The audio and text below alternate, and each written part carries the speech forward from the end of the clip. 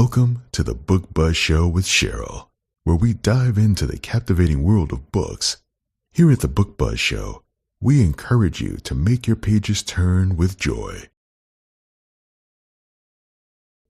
and immerse yourself in a magical literary experience. Enjoy the show. Welcome to the Book Buzz Show with Cheryl, where we dive into the captivating world of books. Here at the Book Buzz Show, we encourage you to make your pages turn with joy.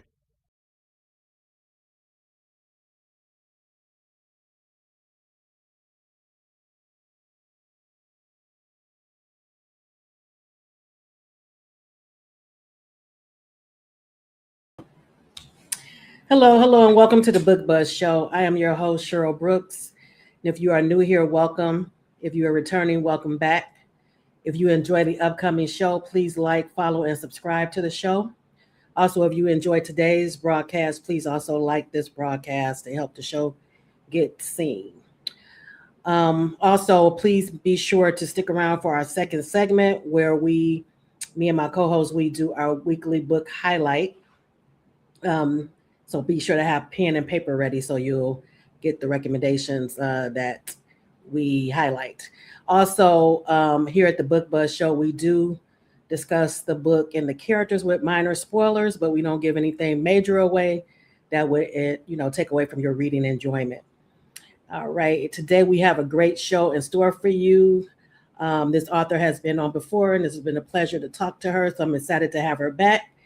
And the book we're discussing, let me bring the cover on the screen.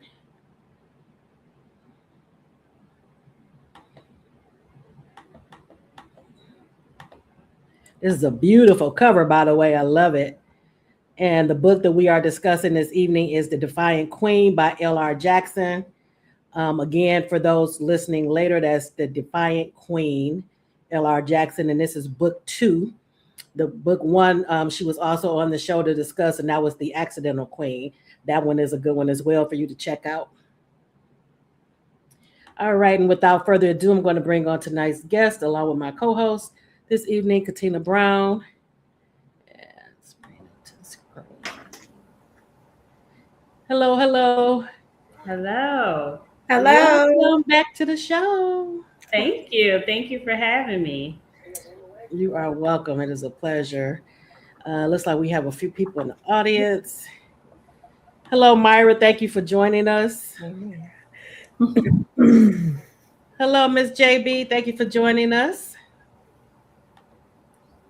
Hello, Ola. Time for the buzz. And hello, Erica. And we also have Instagram up, but the comments don't show over here in the feed, so we'll keep an eye over there. But if we don't see anything, don't take offense. We just, for some reason, book Instagram, the scroll has not been going up lately, so I don't know what's going on with that. Mm-hmm. All right, so we're going to get into it. Okay, I know I asked you this when you were on before. It probably was the first time you were on. But for those who are new to you in the audience, can you just give us a brief overview of how you got started, your professional writing journey? Yes. So actually, I started out writing poetry when I was a young girl, and I won a poetry contest. I was maybe about 12 years old. Okay. It required me to fly to Detroit to get my town. Yes, but I'm from a very small town. Nobody in my family ever got on a plane or flew out of state, and my parents were immediately like, absolutely not. You're not going. And I had to forfeit my winnings to someone else because you had to be there in person. And I said, one day I'm going to write and people are going to read my stories. And so just over the years, I would have these stories in my head and I would write, but I was a single mom. So my daughter was more of my focus. And the minute she got old enough to have her own life and her own friends, I dove into it and published my first story. And did you do independent or did you shop it around first? I did independent. for a while, actually, before I was assigned to Black Odyssey Media. And Black Odyssey, as you know, is a friend to the show, so I'm glad to have one of their authors back on. Looks like we have a couple more people. Hello, Jennifer. Thank you for joining us. Jennifer is another one of my co-hosts that helps out. And hi, Francis. Thank you for joining us. Thank This you. is a good one for you, Francis. All right, and I think she told me that she started reading it already. This book. Okay, so what is your writing process like? What comes first to you, like the plot or the character? And what's your best? When are you most creative, morning or evening? The plot comes to me first, 100% of the time. Once I have the plot, I then narrow down the characters, and sometimes I don't even know their names until like midway when I'm writing the story. I do have a bank of names written down, and as I'm like, that name fits. And then I'll go ahead and assign the name. I am most productive. This is going to be so bad. During the day when I'm at work. Say inspiration always happens when you doing something. Yes, absolutely. So I could be in the middle of a meeting, report one at that, and something just comes to mind, and I'm just, and you have to write it down, otherwise it'll be gone by the time you get back home. Wow. It always happens that way. And of course, when I get home, I'll actually write. But throughout the day when I'm at work, maybe it's my subconscious saying, hey, you should be writing, or you really should do this full time. Right. It always happens that way. So do you outline beforehand, or do you just go with the flow? I never outline. I go with the flow. I just sit in front of the computer and write. The most I will do is write the characters' names and their description of how I see them. Okay. And Frances is saying that she's loving it, the book. Thank you, Frances. Myra's saying that's where you get most of the writing done. So you understand. Love it. Oh man. Here for it. I think it's because we would rather be right. There you go. There you go. When you're in your stories, what do you think you're most known for? Is like, some authors are known for their sex scenes, their slow burns, the dialogue, things like that. I am most known for my plot-driven stories. All of my stories have some type of plot, and most of the time you don't see it coming. That's what I've been told. That's not for me, and I try to do that purposely because I like to read stories like that. I don't like predictable stories. Not that there's anything wrong with it. We've all got our jam and what we enjoy. Right. What we like to read. Yeah. Just for me, I'm very much on the edge of my seat, thriller into it, but I love romance too. So I kind of try to blend the suspense with the romance. Right. And the last time you were actually on for your first thriller that you wrote. And oh yes, that was yes. Oh, and God. Man, was that a wild ride? That was definitely a wild ride. Those are the exact words that every reader said. This was a wild ride, and it took me from happy to sad to mad to angry to confused. It just evoked all of these emotions from the reader. I can attest to that. We had a great discussion about it too. So you all, if you did not see that discussion, yes, please go back and check it out. Okay, and like I was telling you off camera, I'm so glad to be back with the Royals, because like I mentioned, you were on for the first book, Accidental Queen. So I was glad to get back to this world and see where you were going with it. Hey, Shavana, thank you for joining us. That's another one of my co-hosts on the show. All right, so I started doing a few fun questions for romance authors. What is one of your favorite romantic gestures made by one of your characters?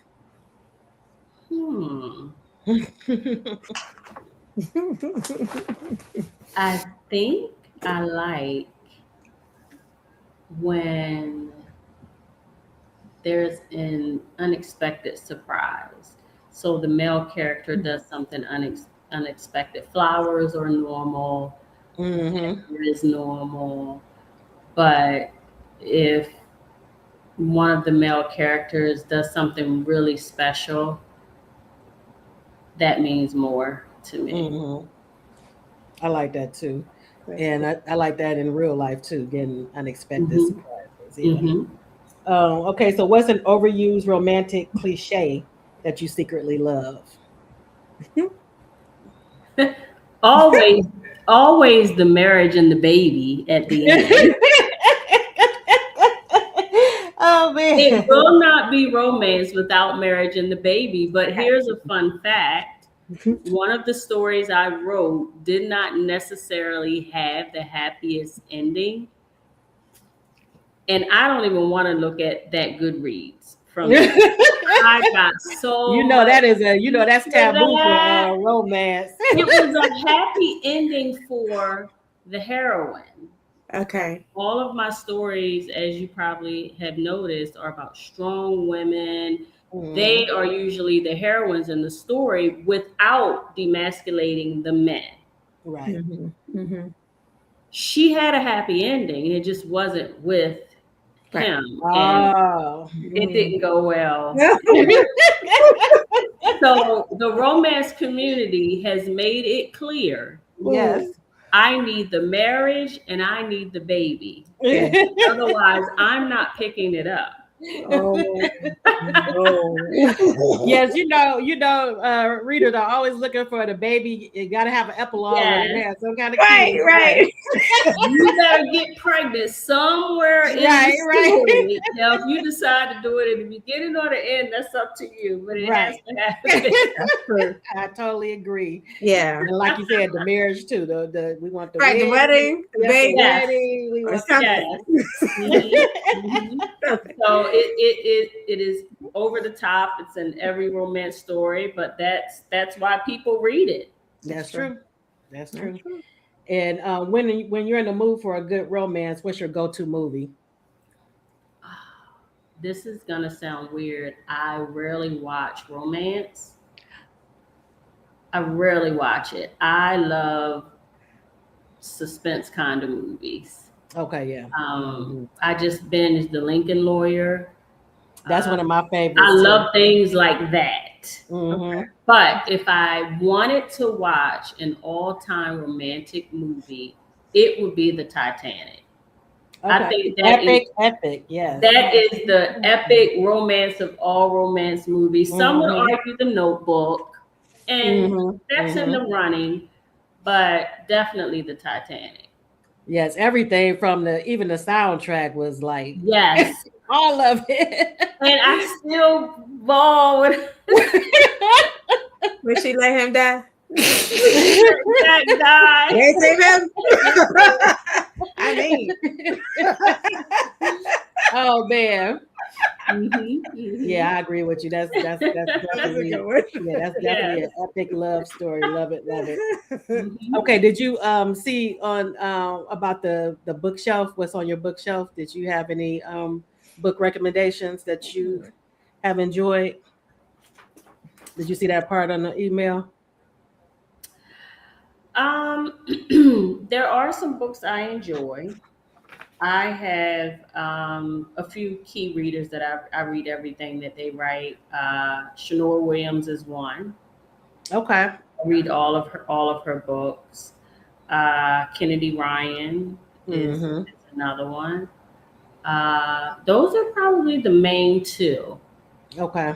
Other than that, it's all over the place. Like I might read Freedom McFadden one day, Megan March the next. It really just depends on what I'm in the mood for. I enjoy every genre except for two, and I don't like horror. Oh, really? I love horror. I don't like it, and I can't get into historical fiction. I can watch it. I love watching it, like Oh, you can Bridgerton. watch it. Okay. I'm tuned in. I've pretty much seen all of the historical fiction shows, the Tudors, Yeah. Bridgerton, all the King Queen. I just don't like reading it. Wow. Okay. Okay. That's one of my favorites is historical. Have you watched The Gilded Age? That's a good one for you. If you haven't Yes, watched that. and I'm Yes. patiently waiting for the next season. Me too. That is one of the best ones that they had It out in a is. long time. It Yeah. is.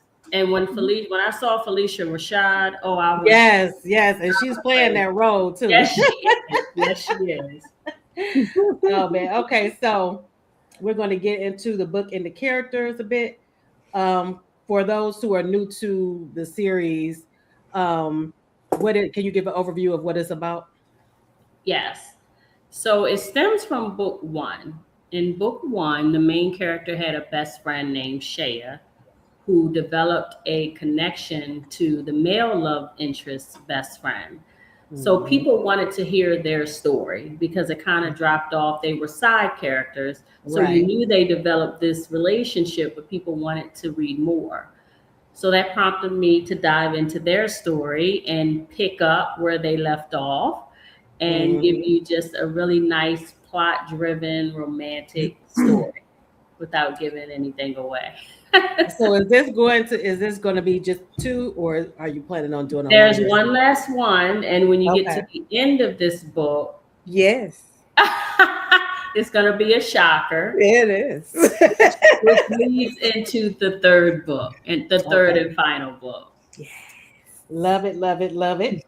Okay, so for those who haven't read the book yet, can you give them an idea of who Bass is? Is that how you pronounce his name, Bass? How do you say his name? Who Bass is as a character, his personality, his backstory?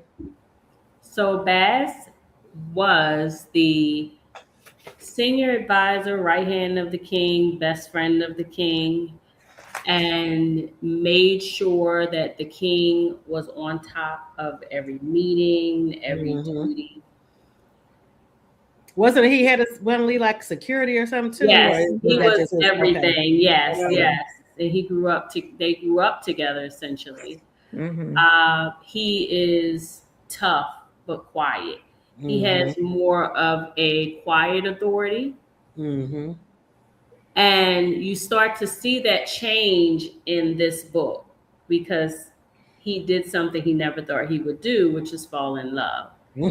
So you get to see his character shift from this tough, quiet authority man to still with the quiet authority, but kind of softening for a woman that he loves and taking on other roles in the royal kingdom. Right. Love that.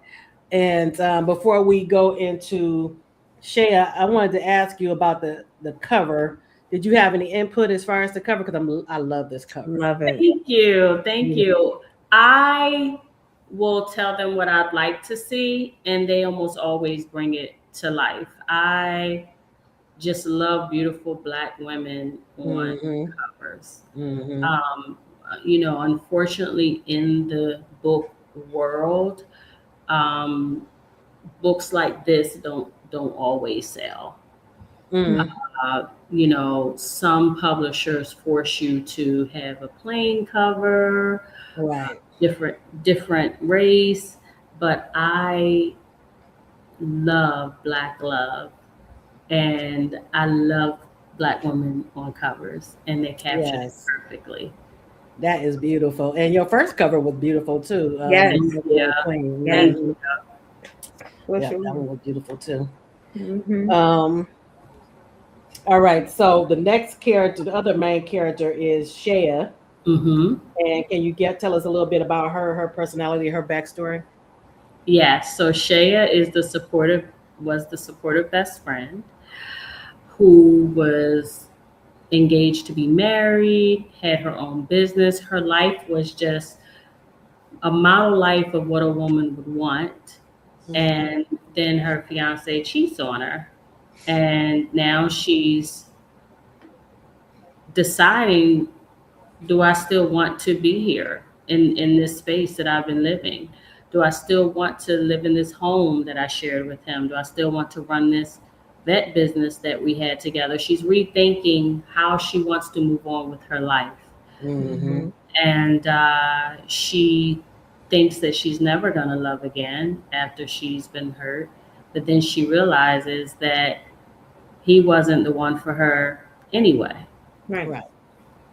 And in the first book, we get we start seeing the blossoming of a attraction at first, and then we see that it gets deeper between Bass and Shea.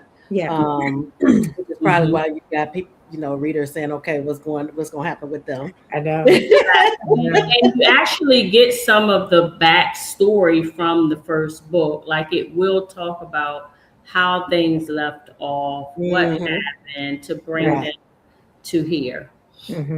Right.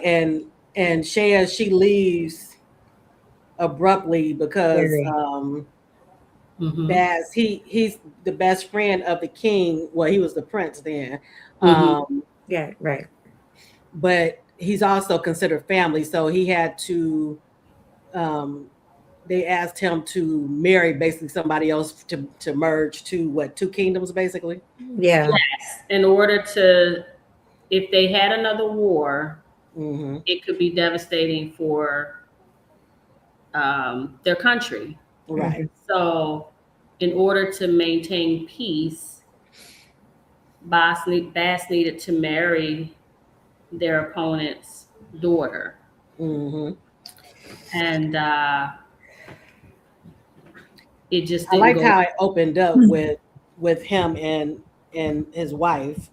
I got some different reactions with that.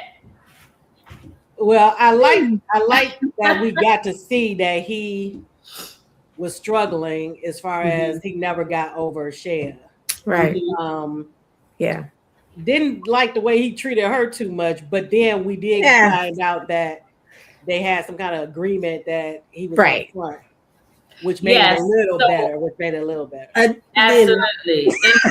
In his mind, we had an agreement. You're trying to make this into something that we did not agree to. Right. I am honoring my part of the agreement. Nothing more, nothing less. I'm doing everything I said I was going to do. You want to change your mind. So that's where that came from. I guess we both feeling it from the feminine point of view. We are.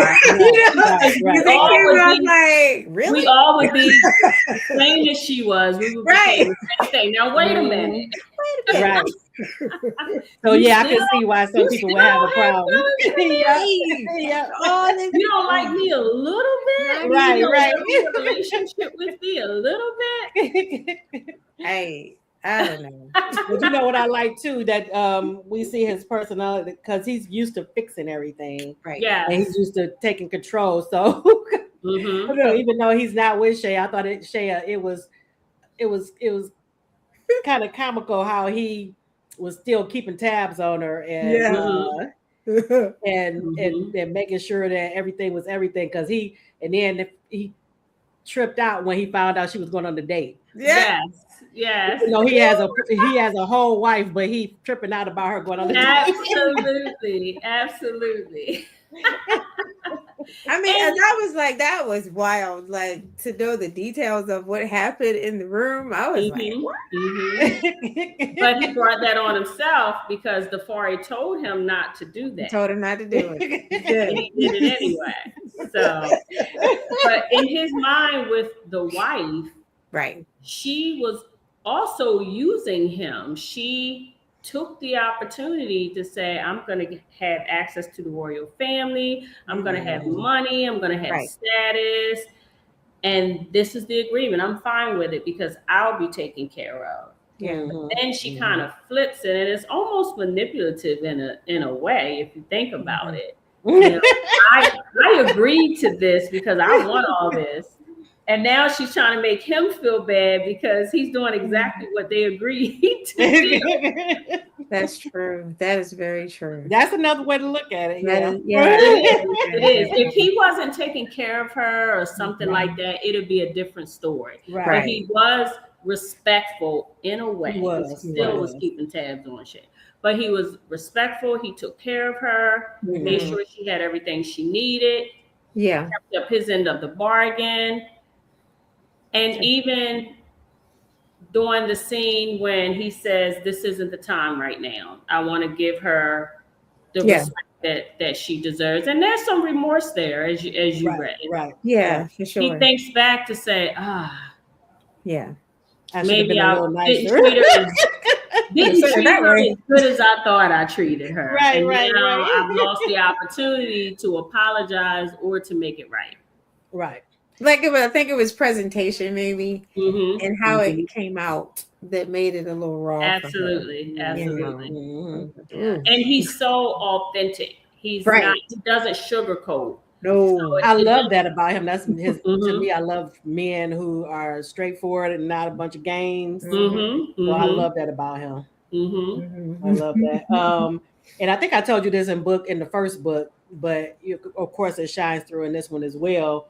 Is I love the friendships in the story between Ebony and Shea, as well as Baz and Defiant. And it because it's deep as far as they support each other, they're there for each other regardless, through the good, the bad.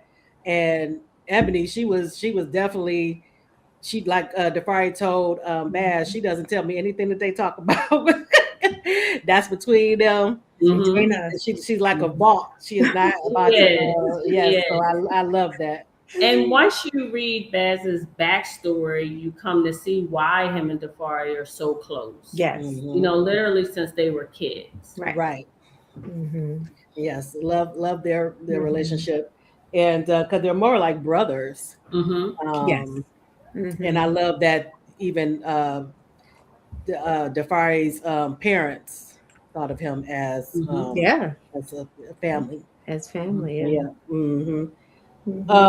I also like the relationship between Shea and her parents when we got the scene between them. Although she was keeping secrets from them too. But In fact, so I have to let you know that I had a problem with Shea sometimes throughout the story because I felt like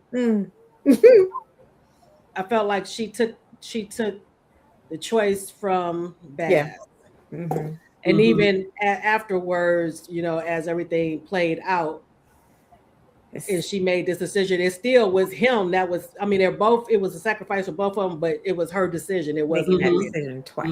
So so it flipped where at first I was looking at him side eye with his wife. So I'm looking at her side eye like, okay, wait a minute. He does have some rights, I think when readers got to that part, everybody had the same reaction. Why would she do that?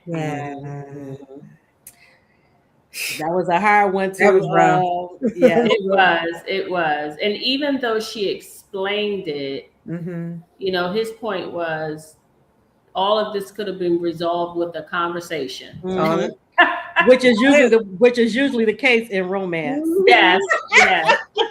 And especially in historical romance, we get misunderstandings all the time. And where that one conversation would have cleared everything up. Because I was like finding myself like, will you tell him already? Oh my God. It was like, but she had so many opportunities and just would not. I don't think she would have ever told him had she not, her going there and things rekindling she was forced to tell him, really. Right. Sure. But she was thinking about telling him at least. Yeah, she was. Because even Ebony was telling her, she kept saying, "Are you sure you want to do this?" Because it's not because she kept saying that she was going to be alone. You were not alone. You had your parents, you had Ebony, and you had him because she knew his character. So I didn't understand when she was saying that. But she was on that trip about, he done moved on with his. Yes, that's really what it was. It was that he moved on, and you say that you would have sacrificed your duty, right? But would you have resented me for it? Right. That was really the main thing. Okay. You're saying that you would have sacrificed that to make it work. Mm-hmm. But at some point, especially if another war broke out or something, you might would have resented me for making that decision. Right. Okay, so of course we're not going to give away who the perpetrator is, and but I did want to ask Katina if she was surprised by. Well, it actually was two. Yes, it was. So were you surprised in either case? I was surprised by one of them. Okay. But the other one, I was like, that's a little shady. I see something, and I'm gonna put a pin in that. The first one, I was like, what? But the second one, I said, I knew something was up with that. I got that one, but that first one threw me for a loop there. I was like, ooh, that was good. That was good. Yeah, you did it in the first book too, where we got some betrayals and all that. There's always a betrayal. Right. Always. But I love it though, because I love, trying to figure out what's going on. I love like mysteries and police procedurals too. So I'm always for it. Like, okay, can I figure out what's going on? And I was going to text you, sure. I was like, who do you think? And I was like, no, I'm a whole judgment. Because I knew. The one, the second, I was like, oh, I didn't see that one coming, but that was good. That was good. When you're in these positions of power, you can be betrayed by anybody. Because true. People want that. They want it by any means necessary. And do whatever they need to do to try and get it. Yes. And when they found out that somebody was after Shea and her family, basically, I love, but that's his personality though. But I love how he just took control and he was making sure everything was everything. But I thought it was interesting when he went to the seer. Did we have that in the first book? I don't remember. Was the seer in the first book? Okay. No. I don't remember her. But yeah, I love that element of it. Yeah. Defari, that is supposed to be on an emergency basis only, last resort. And so Baz was saying, no, this is for me. This is right. Because Defari mentions, I didn't even go see her. He didn't, So which is true. Yeah. And he had some dire stuff going on in the first book. Did he? Oh, yeah, mercy. That's kind of me paying homage to a country that we hear stories about. So I created my own fictional African country because I've never been to Africa. And I don't want to offend anybody from there. I'm not knowledgeable enough to really know the customs and the traditions. So I made my own country, but just in my own research and you read about your ancestors and things like that. That kind of was paying homage to what our ancestors would do. Had the 105-year-old grandmother in the village that had foresight or could call on ancestors and things like that for certain. So that also was kind of like an homage to that. Yes, I love it. Shavonna, the first book is called The Accidental Queen. And that's a gorgeous cover as well. And a great story. That's why I wanted you to be here, because I think you'll like both of those books. And Shavonna, like me, we like to figure things out. Right. That's why I said Shabana, she'll really love. Well, don't read Tainted Liberties because there Oh Lord. ain't no figuring that out until the end, really. Woo! That one. That one was something else, man. Oh my goodness. We saw nothing coming. I know. Nothing. I know. Not one thing. Not a thing. So do you think you're going to try out a thriller again? I think so. It's weird. I wrote that book when Trump was running for his first term. And the world was like it is now. Right. Just well, it's worse now, yeah. And so I was just frustrated and just kind of poured all that emotion into that story. And the plan was to just put it up and there it is. Yes. Believe me, you are. If you like this, I'm telling you, it's a wild ride. You will love it. You will love it. You will be thoroughly entertained. Shabana is saying she thinks she read the first. You think you read the first book, Shabana?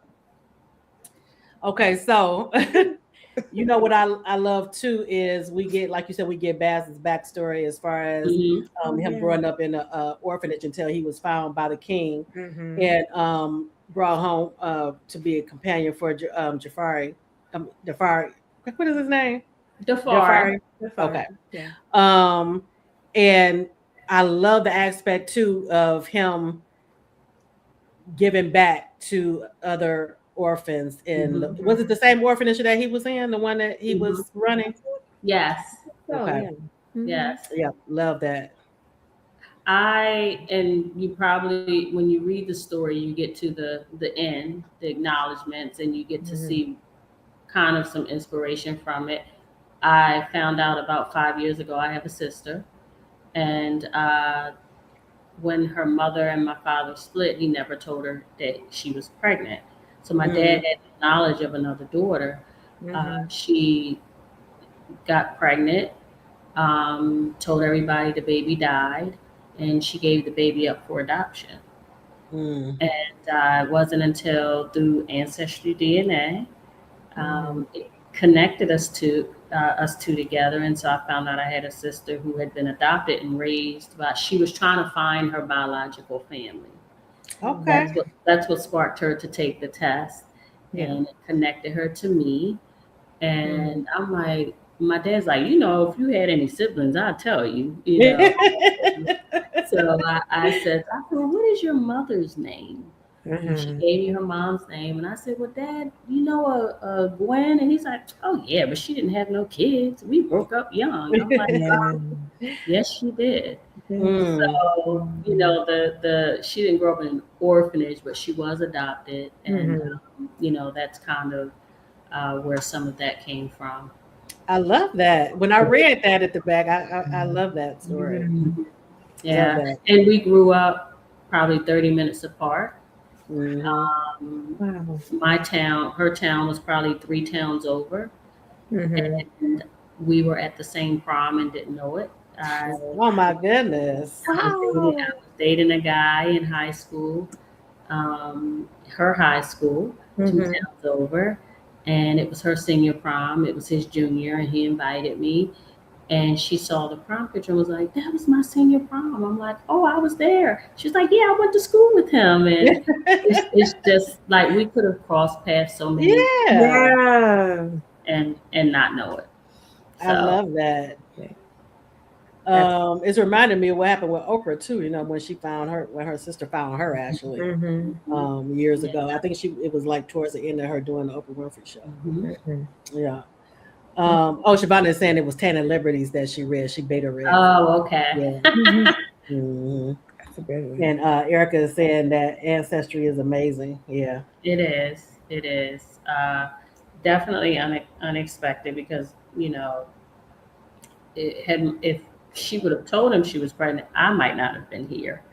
Probably because she's a year older, he probably would have tried to make things work with her. My mother, So, and the lady was at the house all the time. She ended up dating a cousin of ours. They were together for 20 plus years.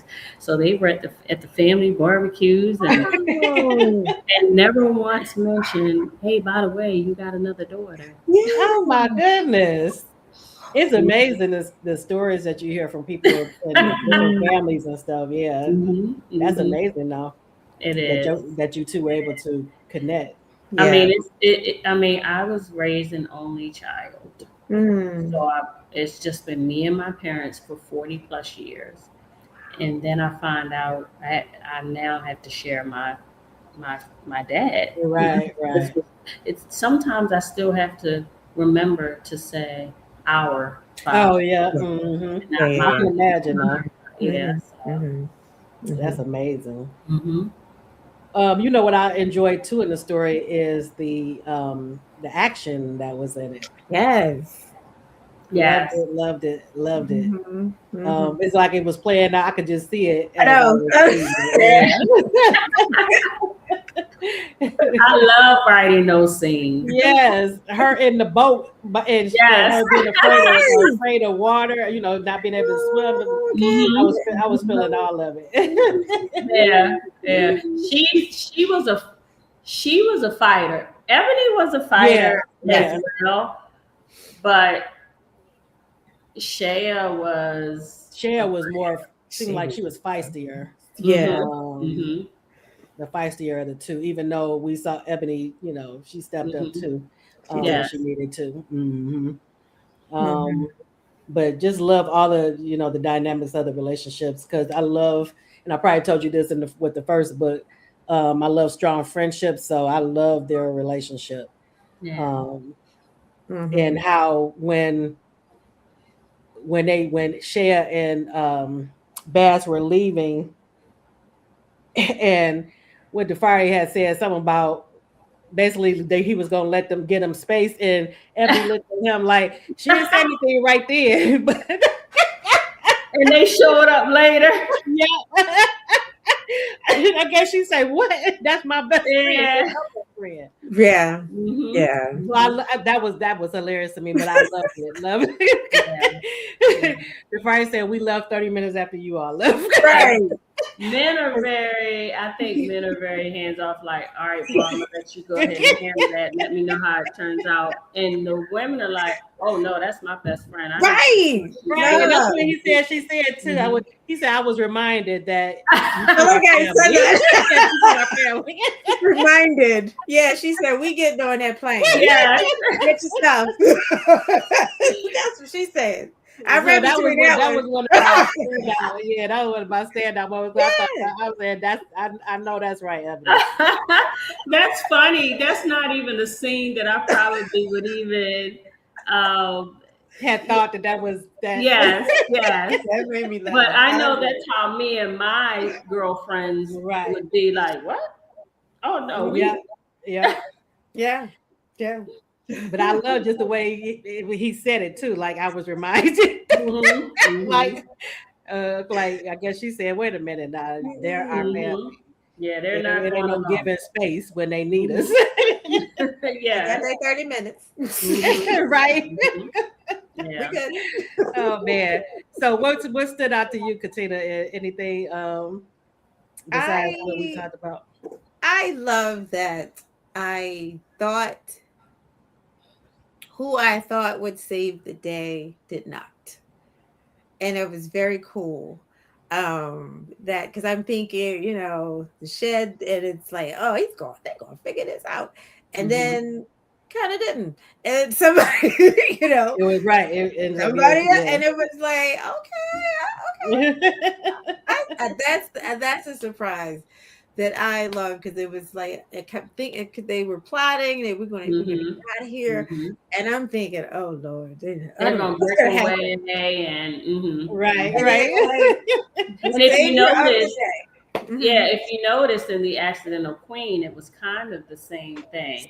Oh That's yeah. with Yes, all my women are, like I yes, said, they are the really the heroines of the story, Mm-hmm. but you don't really see it because it's not a damsel in distress kind of situation, and the man still comes in and swoops in and all that, but they are very key in saving the day. You're right. You remind. That's true. I remember now. With with the first book. Mm-hmm. Yes. I love that. I love that though.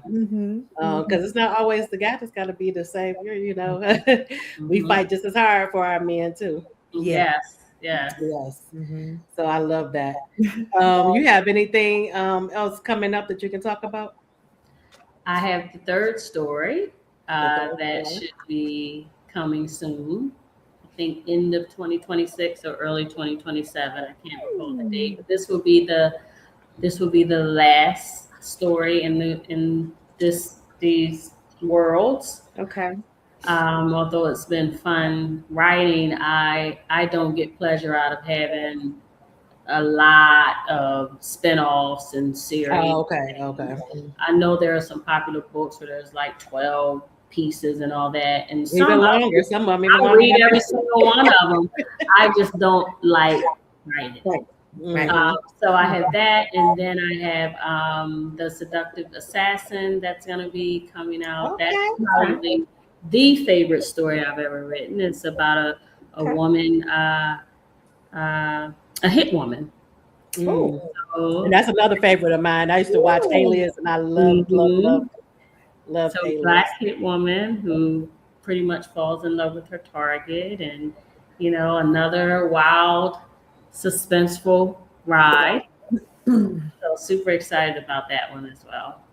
I can't wait. I'll be on the lookout. Thank you. So we'll probably have to have you back to talk about it. Absolutely. I think you guys will. That's my all-time favorite story that I've ever written. It was so much fun to write. Her name's Haven.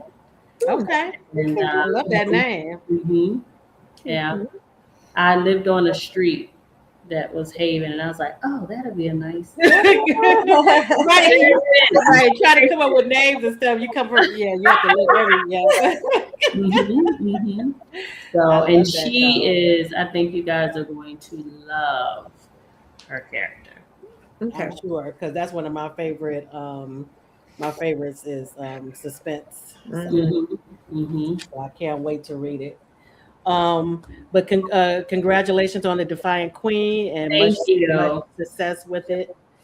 But I enjoyed it, and even though, like I said, she worked my nerves, but I still. Hopefully, she made it up to you in the end. Right, she did. I think I said the text I did said was like, I'm sad, I Shay. And she said, me too. Yes, but she did make up for it in the end. And I loved all the twists and the twists and turns in the end too. How we got, was it three epilogues, I believe. I think so. So I was excited. Was it? I think So we got. I think it was like two. Yeah, about 2 or 3. Yeah, it was. But it was surprises in each one, so I loved it. Yes, it was. Yes. Yeah. The last one is a ride. Yeah. As you probably can guess. Yep, I can't wait. It's the last book actually picks up from the ending of this book. Oh wow. Okay. Yeah, I cannot wait. Okay. All right. Well, thanks again for coming on the show. It was a pleasure as usual. Thanks for having me, and thank you everyone for joining. Yes, and be sure to get the book. If you haven't already read it, you will enjoy it. But be sure to get book 1 first. Yes. Because they're tied together. They are. I mean, you can read it and still know what's going on, but I think for the best experience, you should read book 1 first. All right. Enjoy the rest of your evening. Thank you. Good night. You too. You're welcome. All right. So we're going to get into our second segment where we give our highlight of the week. Turn this off.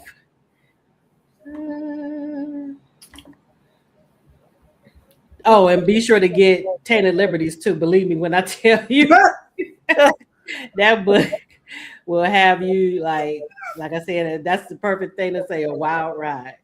And it's like every page is just like Yep. boom, boom, boom. You don't know who to like. You don't know who to hate. You Right. who to feel sorry for. Who to is Oh man. wow.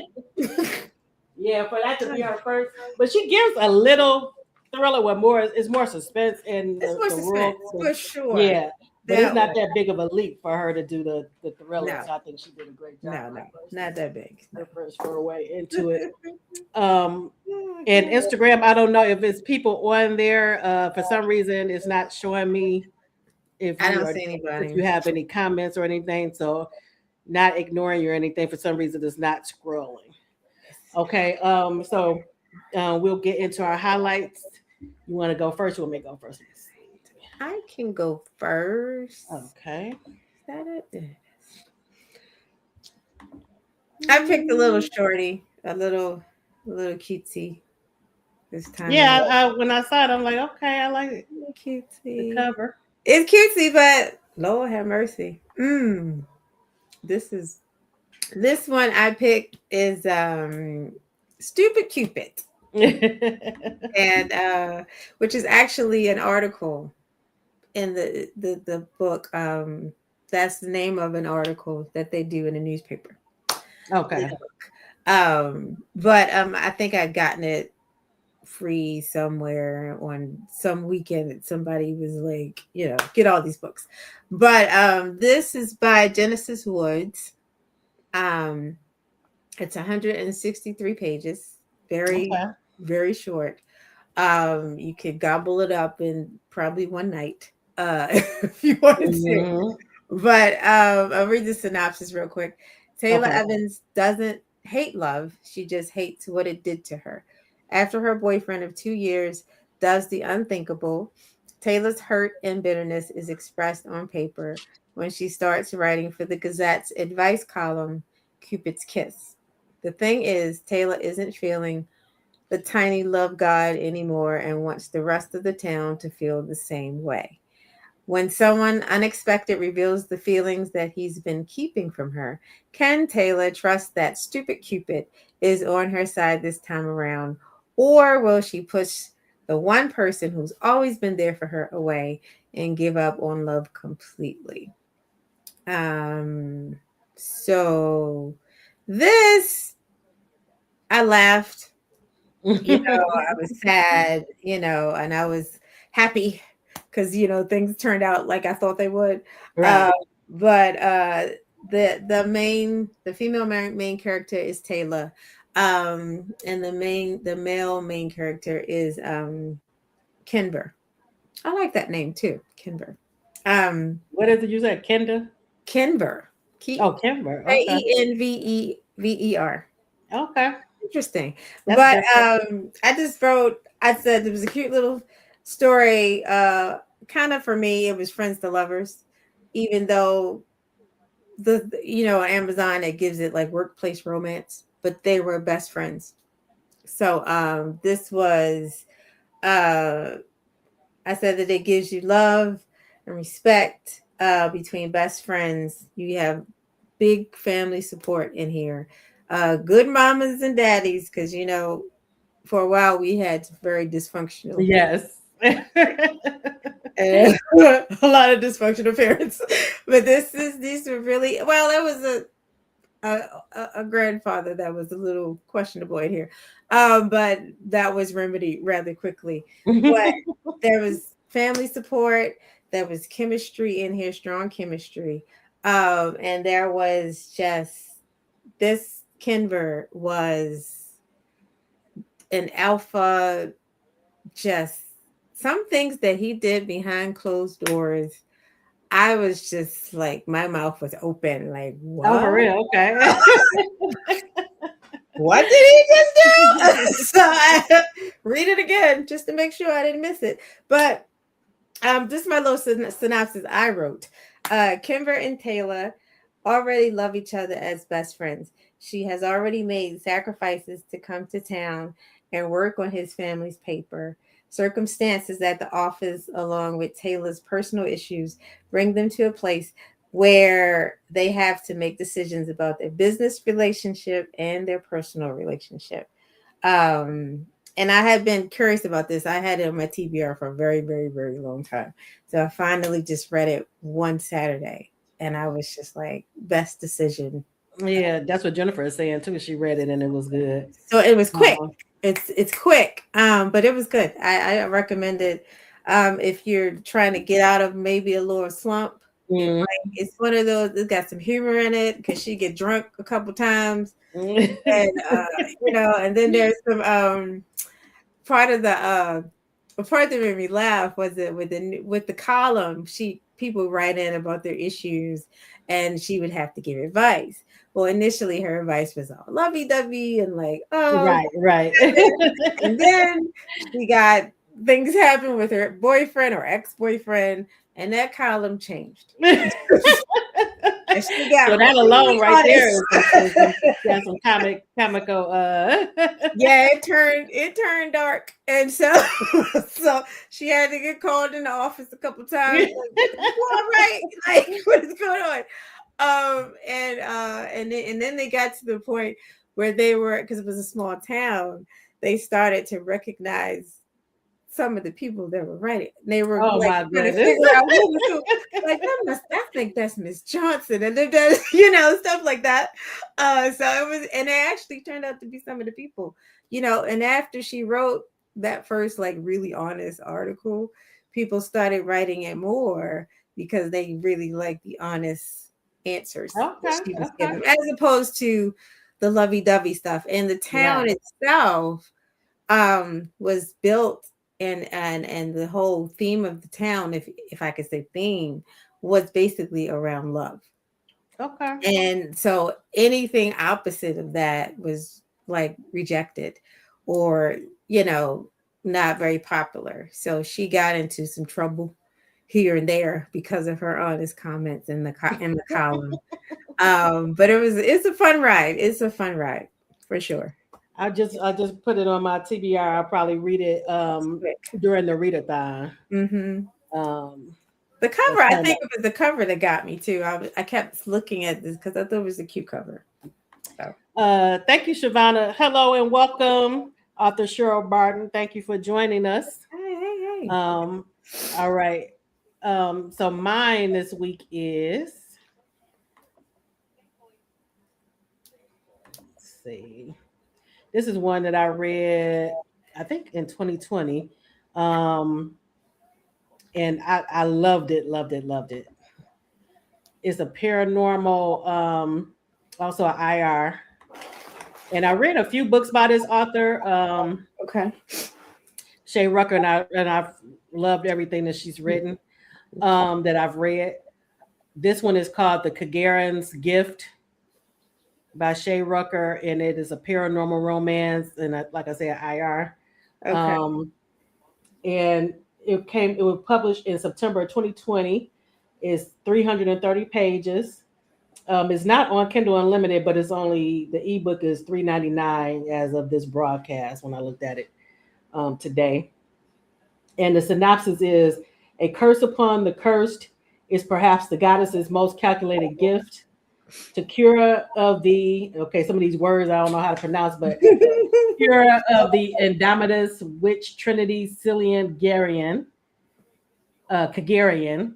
He is a wolf shifter Indomitus, clan leader of the cursed Kagarans, and he is losing himself to madness of his nocturnal transition. Morgan Neal is a gun for hire, and she is his soul bearer, the one destined to save him from darkness and balance his existence. She does not.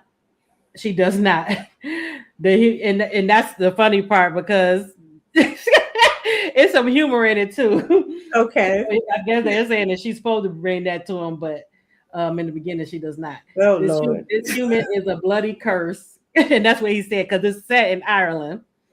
Okay. This human is a bloody curse. Stomping through the world with threats, violence, and foul-mouthed derision.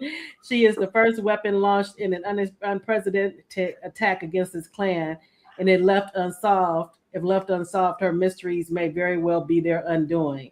The Kagarian and his Re share a union the world has never seen, but with unrelenting challenges, changes and unknown dangers, will their fledgling bond be strong enough to survive the most insidious enemy Clan Kagarian has ever encountered? And the main characters in the story is Cillian, which is the main male character, and Morgan, the female character. But this book, it had a lot of like action, adventure, danger, Mm-hmm. and like I said, you also get humor in it. I love the banter and the intensity between the two main characters, and the world building was very good. Okay. The action was one of my favorite things in the story. The action was top notch. Yeah. And I like too that Morgan she's not like in her 20s or anything. If I remember correctly, I think she's like maybe in her mid 30s, maybe 40.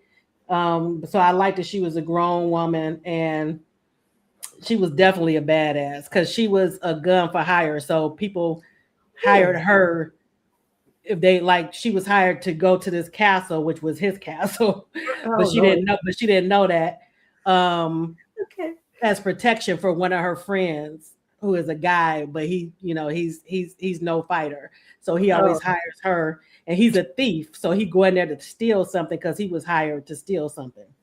But he brought her along for protection. okay. And Okay. then the action just starts from there. From the first chapter is like mayhem. But I Okay. loved it, especially when you get deeper into the story and you find out a lot of their backstory. Um, it was just so well done.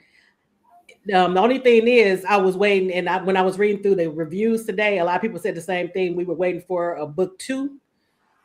It doesn't end on a cliffhanger, but it's still it leaves it where it's still like threads that need to be Something, like right. mm-hmm. So you said 2020? Yeah.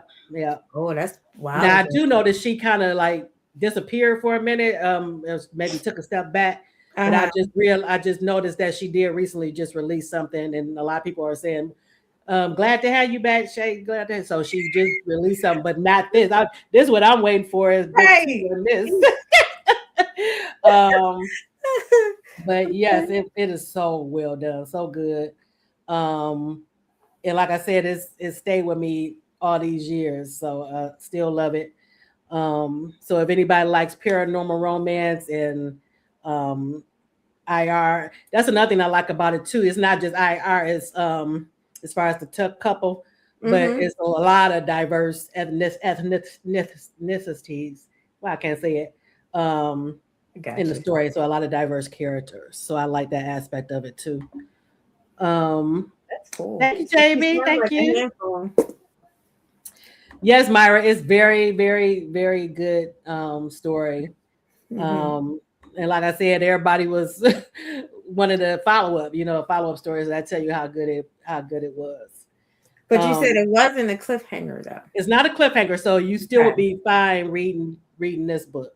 So I'm assuming that means that there were maybe side characters in there that yes, and they all contribute to the story. Right. You know how some authors they'll do a series, but each book is a standalone. Yeah, but it's like an what is it called? An overreaching arc. Yeah. Story. This is what this is like. Okay. Where she can still build on the stuff that happened in book 1. I feel like sometimes that's a catch-22 because you bring your side characters to life so much that everybody is like engaged with everybody and they want to see, what's going on with them and what's going on with them type of thing. So that's and it's like I said, the side characters too were strong characters and it brought stuff to the story. But we also like it's a big arc that still it was kind of resolved, but it wasn't. So it's still stuff that can be, that needs to be followed up. But you still won't feel like you missed any, it's like not like a cliffhanger where you just left. Because it is a full story, but it definitely can use some more books. We wouldn't be mad at that. Okay, so you're not left with what we call the infamous hangover. Right. Because I've read something like that too before, where it's actually, I told you about my favorite other paranormal, A Shade of Vampire, where you know, all of hers were cliffhangers, and the last book was left on a cliffhanger, and then we never got. So it's like an incomplete story. Francis, yes, you will love it. You will love it. It's so good. And you will love Killian. I think that's how you pronounce his name. He's dark and he's brooding, but as I said, Morgan is definitely an alpha female. and the way he, just like it said in the synopsis, when he was saying how she's basically stomping all over all over his world, and with her foul mouth. Because he's like he's like very old, so he's right. That's what I was thinking. Yeah. He never ran anybody like that in all his years of living. But yeah, so you get drama, suspense, action, humor, passion. Because when they do come together, man, they are probably going to be one of your favorite book couples. Oh, good. Yeah. Not too much tug of war going on, is it? Like, oh Lord, thank you. No. It's very, very brief. And then when they do, it's more like witty type. Right. Like witty type banter. Good. But yeah, when they actually come together, because it's like we were talking about with LR, it's betrayal all around Killian, and Morgan is not having it. Right. So they are going to be a formidable couple. Yeah. So you're looking forward to the other, the continuation and the cameos and stuff of them continuing, Yeah. Because that world is a lot left to, build on. So I'm glad that she's back, and I hope that she has a mind to dip back into this world. Because I read her other book called what was it called? Mama's Brews, I think, and those had like 4 or 5 books in them. Okay. And her characters usually, and one of the reviewers has said this too, it's usually like at least one or the 2 are characters that are a little off. Yeah. Okay. So, and in Mama's Brews, I think that's what it's called. That series, you get a lot of characters that are a little bit, off. But it's very well done. Very well done. Okay.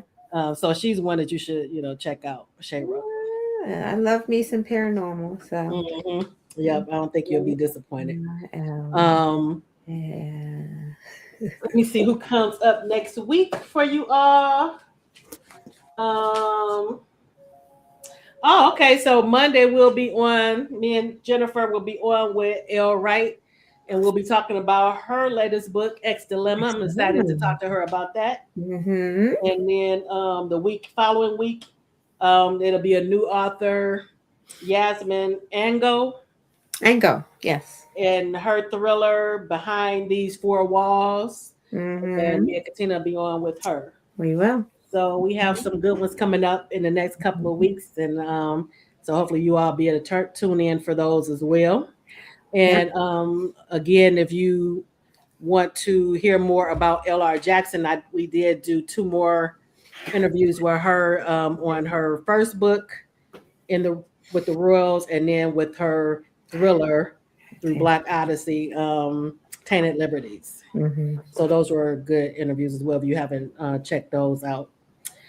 All right. I want to thank everybody for coming out and being so engaged. And I hope you enjoyed the show.